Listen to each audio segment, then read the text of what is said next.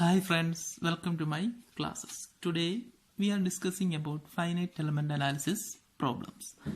So directly go to the question. നമ്മൾ ഇന്ന് discuss ചെയ്യുന്ന പ്രോബ്ലത്തിൻ്റെ ഒരു പ്രത്യേകതയുണ്ട്. എന്താണെന്ന് വെച്ചാൽ ഇതൊരു ടേപ്പേഡ് ബാർ എലമെൻറ്റിൻ്റെ ടൈപ്പ് പ്രോബ്ലമാണ്. സാധാരണ നമ്മൾ ചെയ്തുകൊണ്ടിരിക്കുന്ന യൂണിഫോം ക്രോസ് സെക്ഷൻ അല്ലാതെ ഒരു ടേപ്പർ സെക്ഷൻ വരുന്ന ടൈപ്പ് ഓഫ് ബാറിൻ്റെ പ്രോബ്ലമാണ്. നമുക്ക് ക്വസ്റ്റ്യൻ നോക്കാം.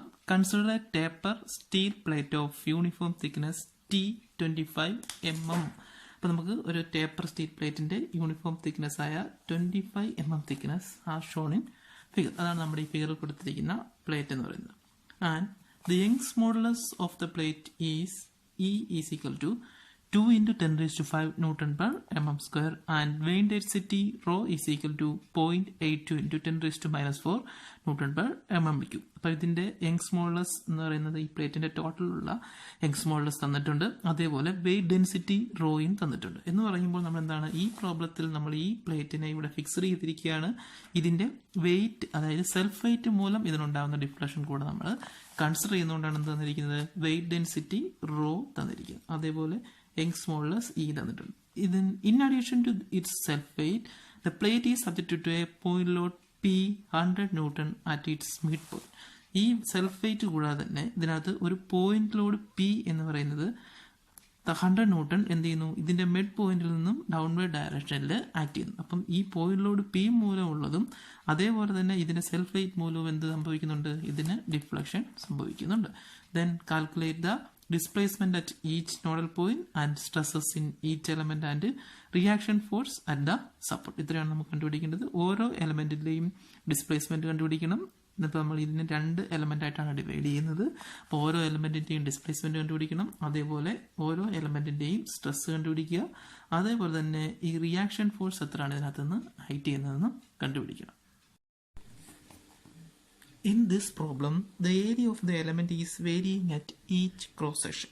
So, if we consider this area variation, the problem will be very low. So, the given taper bar is considered as a stepped bar. അപ്പോൾ അതുകൊണ്ട് നമ്മൾ എന്ത് ചെയ്യുന്നു, ഇതിനെ ഒരു സ്റ്റെപ്പ്ഡ് ബാറായിട്ട് കൺസിഡർ ചെയ്യുന്നു. ദെൻ ഈ ടോട്ടലി ഈ എലമെൻറ്റിനെ നമ്മൾ 2 പാർട്ടായിട്ടാണ് ഡിവൈഡ് ചെയ്യുന്നത്. ഇതിനകത്ത് ഒരു മിഡ് പോയിന്റിൽ ലോഡ് ആക്ട് ചെയ്യുന്നതുകൊണ്ട് നമുക്ക് എന്ത് ചെയ്യാം, ആ പോയിന്റിൽ കൂടെ ഇതിനെ 2 ആയിട്ട് ഡിവൈഡ് ചെയ്യാം. അപ്പോൾ ഇത് എലമെൻറ്റ് 1ഉം ഇത് എലമെൻറ്റ് 2 ആവുന്നു. സോ മിഡ് പോയിന്റ് കൂടെ ഡിവൈഡ് ചെയ്യുമ്പോൾ ടോട്ടൽ ലെങ്ത് 600 mm നമുക്ക് 300 എന്ന് പറഞ്ഞിട്ട് 2 പാർട്ടായിട്ട് ഡിവൈഡ് ചെയ്യാം. അപ്പോൾ നമ്മളിതിനെ ഒരു സ്റ്റെപ്പ്ഡ് ബാറായിട്ട് കൺസിഡർ ചെയ്യുമ്പോൾ ഇത് എലമെൻറ്റ് 1, ഇത് എലമെൻറ്റ് 2. ഇവിടെ വരുന്ന nodal point 1, nodal point 2 and nodal point 3. അങ്ങനെ 3 നോഡൽ പോയിന്റ്സ് ഉള്ള 2 സ്റ്റെപ്പ്ഡ് ബാർ എലമെൻ്റ് ആയിട്ട് നമ്മളിതിനെ കൺസിഡർ ചെയ്യുന്നു. ഇനി ഇതിന് ശേഷം നമ്മൾ എന്ത് ചെയ്യാണ്, ഓരോ എലമെൻറ്റിൻ്റെയും ഏരിയ കണ്ടുപിടിക്കുന്നു.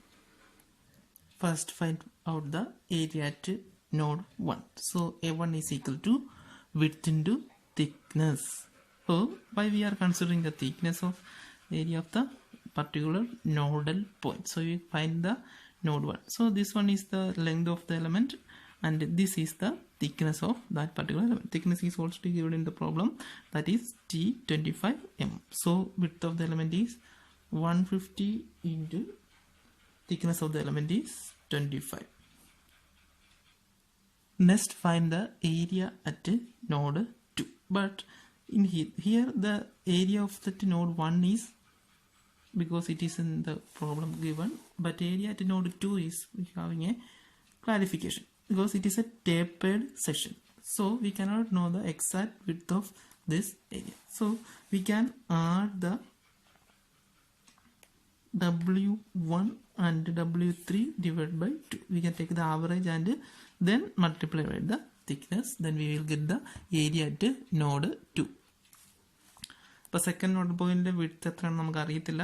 നമുക്ക് തന്നിരിക്കുന്ന വിഡ്ത്ത് എന്ന് പറയുന്നത് പോയിന്റ് 1ലെയും പോയിന്റ് 3ലെയാണ്. അപ്പോൾ പോയിന്റ് 1ലെയും പോയിന്റ് 3ലെയും വിഡ്ത്തിൻ്റെ ആവറേജ് ആയിരിക്കുന്നതെന്ന് പറയുന്നത് സെക്കൻഡ് പോയിന്റിലെ വിഡ്ത്ത് എന്ന് പറയുന്നത്. അതുകൊണ്ട് നമ്മൾ എന്ത് ചെയ്യുന്നു, W2 എന്ന് പറയുന്നത് W1 plus W3 by 2 into T2. ഇപ്പോൾ W1 is equal to 150 and W3 is equal to 750. Then we will get the answer is A2 is equal to 2812.5 mm square. Then next we find the area at node 3. Next node 3യിലെ area ആണ് കണ്ടുപിടിക്കേണ്ടത്. Node 3യിലെ area of the node 2 കിട്ടി. Next കണ്ടുപിടിക്കേണ്ടത് area of at node 3. So area at node 3 എന്ന് പറയുമ്പം ഇവിടുത്തെ length എന്ന് പറയുന്നത് 75 mm ആൻഡ് ഇവിടുത്തെ വിഡ്ത്ത് എന്ന് പറയുന്നത് അല്ലെങ്കിൽ തിക്നെസ് 25 mm നമ്മൾ കൺസിഡർ ചെയ്യുന്നു. അപ്പോൾ A3 is equal to W3 into T3 which is equal to 75 into 25. So A3 is equal to 1875 millimeter square. Next നമ്മളിപ്പോൾ കണ്ടുപിടിച്ചിരിക്കുന്നത് ഏരിയ ഓഫ് ദ നോഡ്സ് ആണ്. നമുക്ക് നെക്സ്റ്റ് കണ്ടുപിടിക്കേണ്ടത് ഏരിയ ഓഫ് ദ നോഡ്സ് 1, 2, 3 ആണ്. നമുക്ക് വേണ്ടുന്നത് area of the element 1 and 2 ആണ്. So area of the element 1 is equal to, we can write it as A dash or A bar is equal to area at node 1 plus area at node 2 divided by 2, which is equal to area at node 1 is equal to 3750 mm square plus area at node is equal to 2812.5 millimeter square divided by 2. So area of the element 1 A1 bar is equal to 3281.25 millimeter square. Next നമുക്ക് കണ്ടുപിടിക്കേണ്ടത് area average area of the element 2 അല്ലെങ്കിൽ area of the element 2 A2 dash is equal to area at node 2 plus area at node 3. So element 2 ആകുമ്പം നമുക്ക് വരുന്ന area എന്ന് പറഞ്ഞാൽ node 2 ഏരിയയും node 3 ഏരിയയുടെ രണ്ടിൻ്റെയും കൂടെ area divided by 2.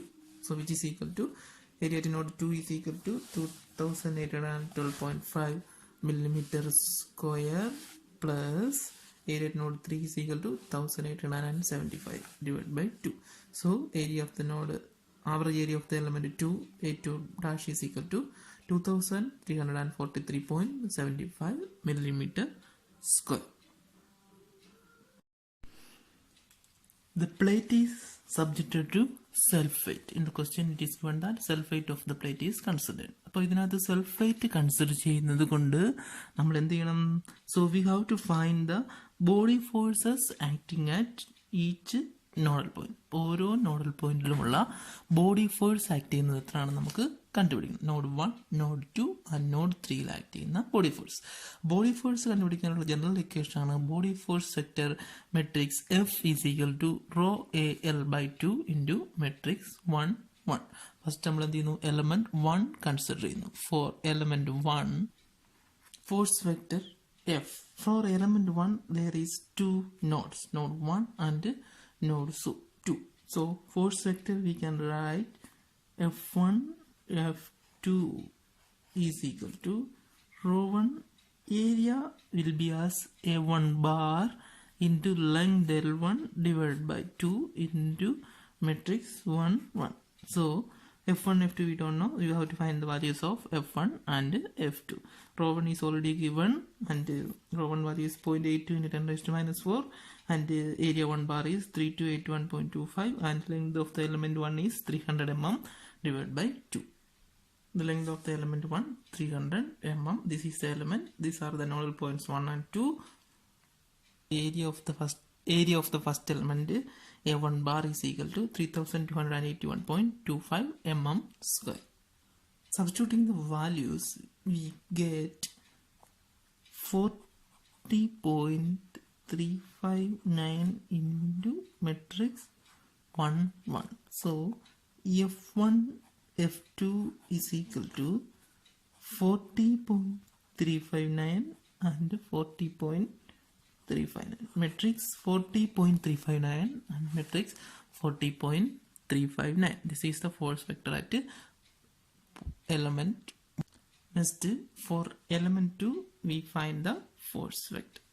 So element 2 there will be nodes 2 and 3. So force vector will be F2 and F3 is equal to the same way equation rho 2 A2 bar L2 divided by 2 into matrix 1. We substitute the values. Rho 2 area second A2 bar is equal to 2343.75 mm square and density rho 2 is also given. Weight density rho 2 is equal to 0.82 into 10 raised to minus 4 Newton per mm square, and these are the 2 points F2 and F3, and the length of the element is 300 mm.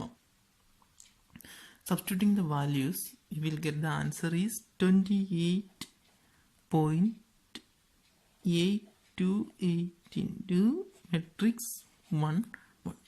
Then force vector for element 2, F2, F3 is equal to, we multiplying this 28.828 into the matrix. So the matrix become 28.828 and 28.828. നമുക്കിപ്പോൾ രണ്ട് force വെക്ടറിൻ്റെ equations ഉണ്ട്. Matrix F1 F2 is equal to 40.359 40.359 matrix, and F2 F3 is equal to matrix 28.828 and 28.828. Next step എന്താണ്, നമ്മൾ ഈ രണ്ട് force ഇക്വേഷനെയും കൂടെ assemble ചെയ്തിട്ട് ഒരു അസംബിൾഡ് ഇക്വേഷൻ എഴുതുന്നു. Assembling the equation, the right side become F1 F2 and F3 is equal to matrix, value of F1 is 40.359 and F2 is 40.359. Writing these values 40.359 and 40.359. Next value is F2 and F3. F2 and F3 is equal to 28.828 and 28.828. So F2 is 28.828 and another F3 is 28.828. So F2 having two values, then we add the F2 values on here. So the answer becomes, this is equal to 40.359, then this is adding, we get 69.187 and 28.828. The next, a point load P is acting at node 2. Here a point load is acting at node 2. So in the force vector, അതായത് 2-ൽ എന്താണ് ഒരു point ലോഡിലൂടെ act ചെയ്യുന്നത്. അപ്പോൾ self weight കൂടാതെ തന്നെ ഒരു 100 newton point ലോഡിലൂടെ nodal point 2-ൽ ആക്ട് ചെയ്യുന്നുണ്ട്. അപ്പോൾ നമ്മൾ എന്ത് ചെയ്യണം, ഈ ഫോഴ്സ് വെക്ടറിൻ്റെ F2-ൻ്റെ കൂടെ എന്ത് ചെയ്യുന്നു, ഈ പോയിന്റ് ലോഡ് കൂടെ നമ്മൾ എന്ത് ചെയ്യുന്നു, ആഡ് ചെയ്തിട്ട് കൊടുക്കണം. അതായത് ഇവിടുത്തെ F2-ൻ്റെ വാല്യൂ ആയ 69.187 കൂടെ ഈ പോയിന്റ് ലോഡ് ആക്ട് ചെയ്യണം. P-യിലെ സെയിം പോയിന്റ് ലോഡ് 3-ലാണ് ആക്ട് ചെയ്തിരുന്നെങ്കിൽ എന്ത് ചെയ്യുന്നതിനെ 28.82 കൂടെ നമ്മൾ ഈ ലോഡ് വാല്യൂ ആക്ട് ചെയ്യുന്നത്. ഇപ്പം നമ്മുടെ മിഡ് പോയിന്റിലാണ് ആക്ട് ചെയ്യുന്നത്, അതുകൊണ്ട് സെക്കൻഡ് പോയിന്റായ F2-ലാണ് ഇത് ആക്ട് ചെയ്യുന്നതുകൊണ്ട് നമ്മൾ എന്ത് ചെയ്യുന്നു, 69.187 സെക്കൻഡ് വാല്യൂൻ്റെ കൂടെ ഈ പോയിന്റ് ലോഡായ 100 ന്യൂട്ടൺ കൂടി ആഡ് ചെയ്യുന്നു. അപ്പോൾ നമ്മുടെ ഫോഴ്സ് വെക്ടറിൻ്റെ ഇക്വേഷൻ നമ്മൾ എന്തായി മാറുന്നു, ഗ്ലോബൽ ഫോഴ്സ് വെക്ടർ ഇക്വേഷൻ ആയിട്ട് മാറുന്നു. അപ്പോൾ ഗ്ലോബൽ ഫോഴ്സ് വെക്ടർ ഇക്വേഷൻ, ഇപ്പോൾ global force vector F1 matrix F1 F2 F3 is equal to, ഇവിടുത്തെ വാല്യൂ എത്രയാണ്, 40.359. അതുപോലെ തന്നെ നമ്മൾ എഴുതുന്നു 40.359. സെക്കൻഡ് വാല്യൂ ആയ F2-ൻ്റെ കൂടെയാണ് നമ്മൾ എന്ത് ചെയ്യുന്നത്, ഈ പോയിന്റ് ലോഡ് ആക്കിയത്. അപ്പോൾ 69.187 plus 100. So the answer is 169.187 എന്ന് പറയുന്നത് സെക്കൻഡ് വാല്യൂ. നെക്സ്റ്റ് F3-യുടെ വാല്യൂ 28.828. അപ്പോൾ നമ്മുടെ ഗ്ലോബൽ ഫോഴ്സ് വെക്ടറിന്റെ matrix F1 F2 F3 is equal to 40.359, 169.187 and 28.828.